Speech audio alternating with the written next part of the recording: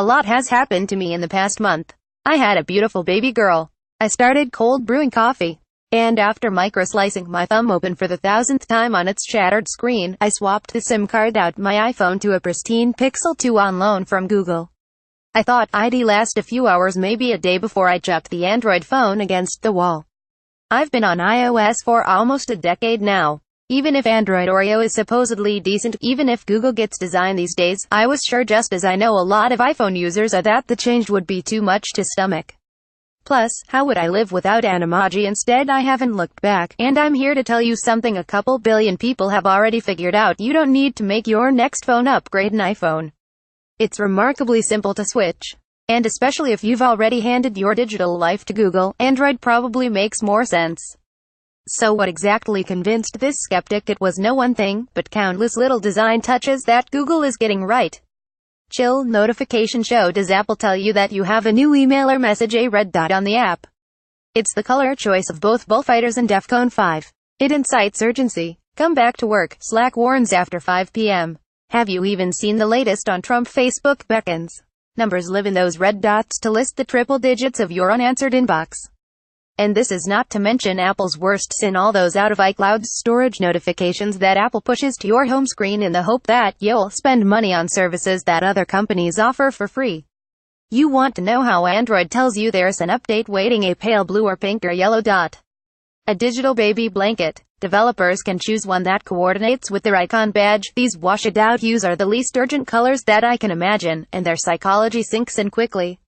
As I use the Pixel, my stomach doesn't tighten with the guilt of every waiting message or task. The easy thing to do would have been to put a badge and numbers on our home screen, but that was part of the direction of not being too distracting that we wanted to take, says Google product manager Alan Huang when we spoke on the topic last month.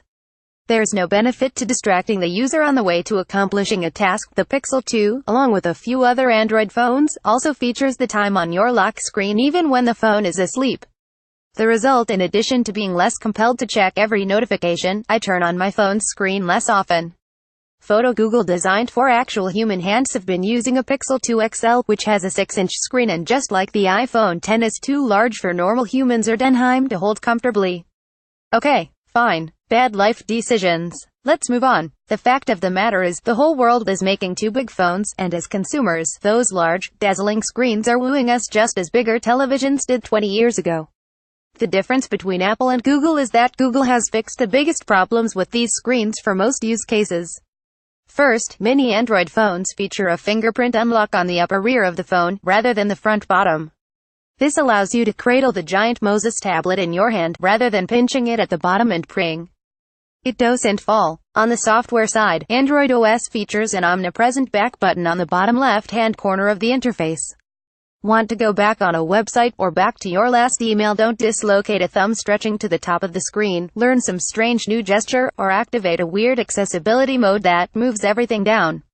Just hit the button that's always there. Done. Source images. Apple, Google. All of the settings. Here's a weird thing about Android that I never thought I'd like. You can put an app basically anywhere on your home screen, beneath your home screen, in a little drawer, on a page when you swipe right, shaped in a cross, nested, whatever. It's the type of hyper-personalization that, on a device as personal and integral as someone's phone, we need more of. And it seeps deep into Android's settings, which are now somehow both more customizable and more manageable than Apple's. Seriously. Open the settings on Android, and you'll find 13 listed items like sound, storage, and accessibility. On Apple, there are 32, almost 3 times as many, and that's before you scroll down to the settings Apple has listed for every single individual app. In attempting to surface any feature a person could want, Apple has placed every function onto the same hierarchical level, and left it to the user to sort through this flat pile.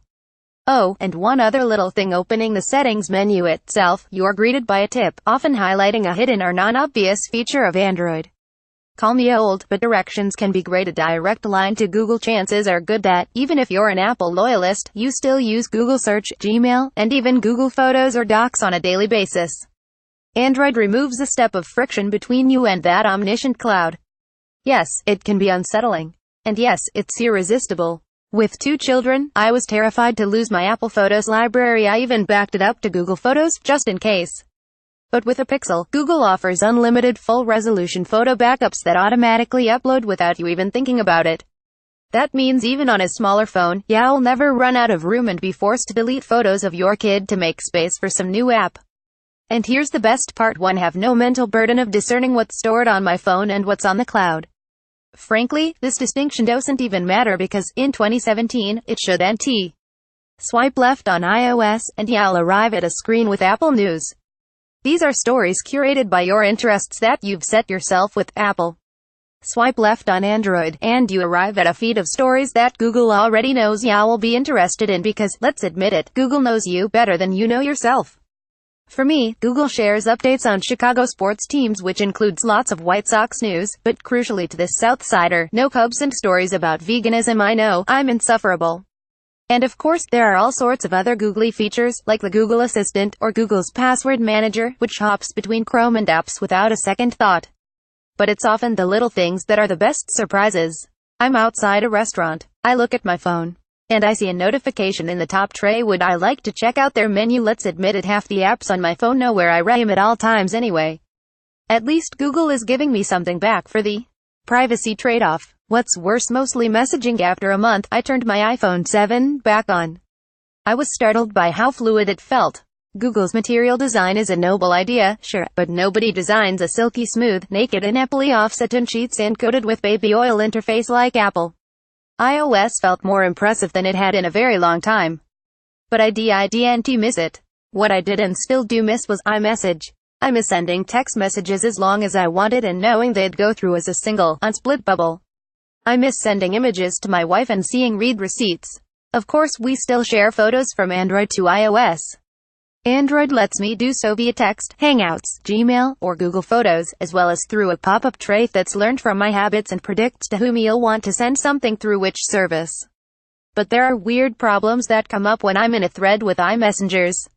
Namely, I don't see the photos that they share and I don't even know if they're sharing them. The other problem is that, earlier this year, Google made the unfortunate decision to remove SMS from its excellent messaging platform Hangouts, forcing us to rely upon the mobile-only messaging platform, Messages.